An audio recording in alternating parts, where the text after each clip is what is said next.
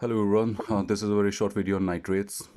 As we know, nitrates are a very important class of drugs, especially used in angina and MI patients, post-MI especially. Nitrates, what do we understand by nitrates? Nitrates is a class of drug which are pro-drug. So what do we mean by pro-drug? Pro-drugs are drugs which aren't active on their own. They need to be converted into some other form to make them active. So on their own, they can't. They have no action on their own. So they need to be converted. So nitrates are a prodrug. The main prototype of nitrates is this nitroglycerin. Nitroglycerin is a prototype. What do we understand by prototype? Prototype is is like a first version of this nitrates. Another example of other than nitroglycerin, another example of nitrate is, for an example, isosorbide. Yeah.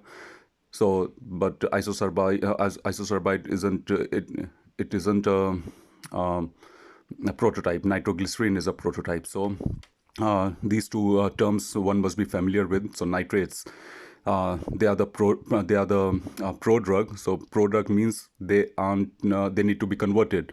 They aren't capable of taking some action on their own. So they need to be converted into some simpler form or other form to have a role in our body.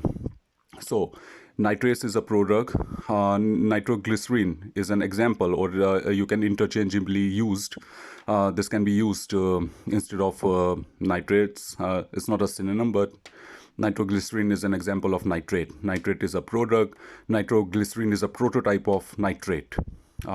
So nitroglycerin is again a prodrug because since nitroglycerin is a nitrate, nitroglycerin is a nitrate. Nitroglycerin is also a prodrug. And what prodrug? Prodrug of what? Prodrug of nitric oxide. So as I already mentioned, nitroglycerin need to be converted into nitric oxide to have its action. So nitroglycerin on itself won't be able to won't have any pharmacokinetics or pharmacodynamics on its own. It will have, of course, it will have pharmacokinetics and thermodynamics, but its action would be completed by nitric oxide. So the conclusion is nitroglycerin need to be converted into nitric oxide. So nitric oxide, what do we understand? What is nitric oxide? Nitric oxide, it makes your vein dilates. It makes your vein dilates. Venodilation. It does the venodilation. So action of nitric oxide is it dilates your vein dilation. It dilates your vein, and as we know, vein are the main where the blood is stored. Yeah, not in the arteries. Veins are the ones which have the maximum amount of blood. So once these veins get dilated, there's a pooling of the blood in the veins. So if their blood doesn't come into your heart, if blood doesn't comes into your right part of the heart, it means your preload is decreased. Yeah, because when we are talking about the right side of the heart, we are talking about the preload. So vein gets dilated, blood doesn't come that much easily to your right part of the heart. Therefore your preload is decreased, and if preload is decreased, your cardiac effort is decreased. Yeah, because if preload is decreased, a less amount of blood is in the right side of the heart. Therefore a less amount of effort the heart must make. So of course then your decreased cardiac effort, there is decreased cardiac effort. And since we know, if there's the heart is working less, it needs less oxygen. So if it needs less oxygen, that what we want. That's the efficacy of this nitric oxide. So conclusion is we have to reach to decrease oxygen demand. So decrease oxygen demand of the heart is through venodilation. Venodilation leads to decrease preload. That means preload we understand simply by, like, there is less amount of blood coming to the right side of your heart. So your decreased preload, because of this decreased preload, you have decreased effort of the cardiac muscles. Heart is working less, and if heart is working less, it needs less oxygen. So you need less oxygen. Heart needs less oxygen. That's good. That's what we want. So this is one advantage of nitric oxide. Another part of the nitric oxide is it decreases size of your infarct, myocardial infarction. So it decreases size. So that's good. Again, the same. One advantage. Another advantage is it decreases mortality of post-MI patient, mostly because it decreases oxygen demand again. So these two things are connected. So you must know the advantages, like advantages of nitric oxide. Now, as so after nitric oxide. Now nitric oxide, as we know, it comes through your, it can come through your nitroglycerin, because nitroglycerin was a prodrug, and for its action, nitroglycerin need to be metabolized or catabolized into nitric oxide. But all the time we can't take nitroglycerin. We don't have nitroglycerin because it's a drug. We can take it sublingually or parenterally, like IV or sublingual, yeah, or transdermal. But what if we don't take nitroglycerin? Because many of you and most of us, we don't take nitroglycerin. So if we aren't taking nitroglycerin, so question arises whether now there is nitric oxide present in our body or not. Yes, nitric oxide is present in our body, and that's the physiological form. Yeah, without, even if we don't take nitroglycerin, we have nitric oxide present in our body. So how do we get nitric oxide? Nitric oxide is made physiologically. This part is of physiologically nitric oxide produced in our body. Nitric oxide is produced in our body through this amino acid, yeah, non-essential amino acid, arginine, yeah. So nitric oxide is produced through this amino acid, arginine, with the help of an enzyme known as nitric oxide synthase. Yeah, nitric oxide synthase. So nitric oxide synthase, this enzyme synthase, nitric oxide synthase, is the one which converts arginine into nitric oxide. So conclusion is, we got a nitric oxide, yeah, which I was talking about. Like physiologically also we can have nitric oxide in our body. Now this nitric oxide synthase, when it gets stimulated, it gets stimulated through GQ receptors. Yeah, I won't go into the detail of GQ receptors, but these receptors, once get stimulated, they stimulate this synthase, this enzyme. So GQ receptor gets stimulated, that stimulates synthase, and in turn synthase makes arginine into nitric oxide. Now this GQ receptors or synthase, nitric oxide synthase, they get stimulated with the help of these mediators of inflammation. Yeah, mediators of inflammation, for an example, histamine, serotonin, bradykinin, prostaglandin, and leukotrienes. Yeah, so these are these are your inflammatory mediators. So that's why when you have inflammation, you must be familiar with flushing. Yeah, so that's because of inflammation. So that's because vasodilation happens in during inflammation. And how does that in a vasodilation happens due to inflammation? During inflammation is because of these mediators. Most of them, histamine, serotonin, bradykinin, leukotrienes, prostaglandins. These, what they do is they stimulate your GQ receptors. In turn, GQ receptors stimulate this enzyme, nitric oxide synthase. Then in turn, this nitric oxide synthase converts arginine, which is an amino acid, into nitric oxide. And what does nitric oxide, how does it relaxes your veins? Yeah, because that's why if your smooth muscles of your veins are relaxed, that means we are talking about dilation. Yeah, if it would have been constriction, then it would have been venoconstriction. Yeah, so so here role of nitric oxide is then to relax your veins, relax your smooth muscles veins. Smooth muscles of your veins. So nitric oxide, in turn, how does that causes relaxation of your veins? That means venodilation. How does nitric oxide does that? It do it by stimulating your this glunyl cyclase. Yeah, this glunyl cyclase, once get stimulated, makes your cyclic GMP. This is a monophosphate.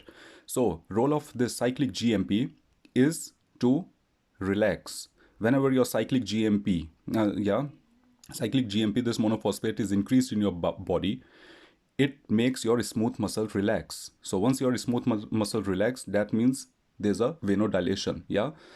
So this is how your nitric oxide is produced, and once it is produced, it increases your cyclic GMP. Cyclic GMP, role of cyclic GMP is to relax, and relaxation means of smooth muscles of veins means dilation. Yeah, same thing which I talked earlier about the vein dilation. So this is how your venodilation happens because of nitric oxide. All right, this was the physiological part. In this case, we haven't taken any nitroglycerin. What happens if we take nitroglycerin? We take nitroglycerin. If we take nitroglycerin, of course, nitroglycerin, as I already mentioned, nitroglycerin is a prodrug.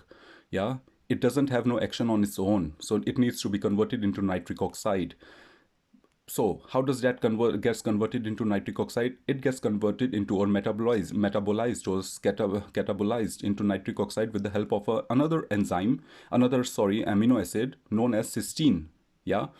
So if we take nitroglycerin, nitroglycerin gets converted into nitric oxide with the help of cysteine, yeah, amino acid. So I've already talked about two amino acids, if you can recall. One was arginine, which was in the physiological pathway, arginine, which was an amino acid.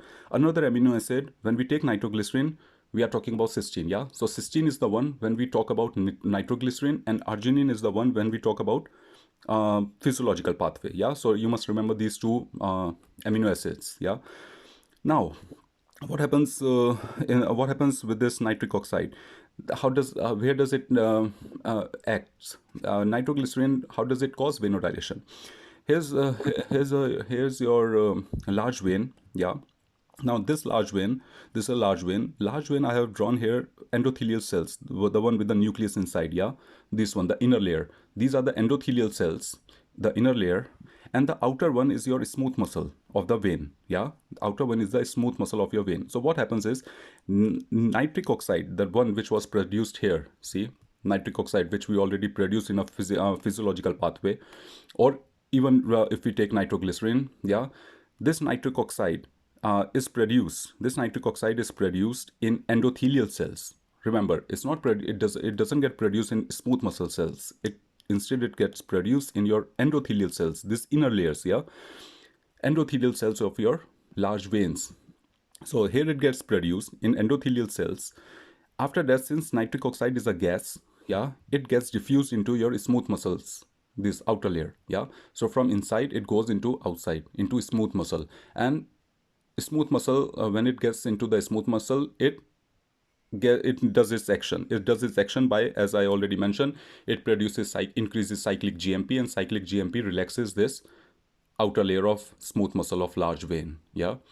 So point to remember is nitric oxide in physiological pathway, or even in if we take nitroglycerin, it's produced in endothelial cell. From endothelial cell, it gets diffused, since it is a gas, it gets diffused into your outer layer, smooth muscle, and does it action. Yeah. So this is all about nitric oxide and nitroglycerin. Yeah. Another part is acetylcholine. This is worth of mentioning, but it is important, but maybe not in this topic. But acetylcholine also does vanorelaxation. It does vanorelaxation through the M3 receptor, yeah, GQ coupled, which are also GQ coupled through the M3 receptors. Yeah, but all right, we can leave this part because it has significance, but not in this topic exactly. So for a quick recap, let's do it. Nitrates is a prodrug. Nitroglycerin is a prodrug. These are both of them are the same thing, but nitroglycerin is nitrates. Example of nitrates can be nitroglycerin isosorbide example. So, but nitroglycerin is the prototype of this nitrate. Nitroglycerin is also a prodrug. It's a prototype of nitrate, but it's a product too. So prodrug needs to be converted into simpler form. Simpler form here we are talking about nitric oxide, yeah, because nitroglycerin on its own doesn't have no action. It needs to be converted to fulfill its action. So nitric oxide is the one which is useful. So as already said, advantages of nitric oxide is it does vasodilation, decreases your preload, decreases your cardiac effort, and decreases oxygen demand. Plus nitric oxide or nitroglycerin, same thing, decreases your MI size, infarct size, and it decreases your post-MI mortality. All right. Nitric oxide, where is it formed? Nitric oxide is formed in the endothelial cell of large veins over there, and it gets diffused into smooth muscle. And once it gets diffused in the smooth muscle, it relaxes those smooth muscles. So of course, when these muscles get relaxed, it gets dilated. The vein gets dilated, and venodilation happens, which we wanted. Yeah, that's why we use nitroglycerin to get venodilation, because of these points which I already mentioned. Now, two pathways for nitric oxide. One it can be produced after taking nitroglycerin, and one it can be produced physiologically. Yeah, even if we don't take nitroglycerin, we can produce nitric oxide is produced in our body. That is because of this enzyme, nitric oxide synthase, which converts your amino acid arginine into nitric oxide. Yeah, once this nitric oxide gets formed, it stimulates your glutenyl cyclase, yeah, enzyme, and this glutenyl cyclase will increase your cyclic GMP. Yeah, once cyclic GMP is increased, it causes relaxation or venodilation. Yeah, relaxation or venodilation of the veins. Yeah. All right, and this nitric oxide synthase gets stimulated when we have inflammation in the body. So that's why we have during inflammation flushing. Yeah, too much blood. That's why, you know, that's why we have hotness and all that, because of pulling of the blood into the veins, because of the venodilation. Yeah, too much blood at the inflammation site. So that is because of this mediators of inflammation that it stimulates your nitric oxide synthase, that in turn through the GQ receptor, that in turn converts your arginine into nitric oxide, and again the same thing, it venodilates. What if we take nitroglycerin? Here we are talking about not arginine amino acid, we are talking about amino acid named cysteine.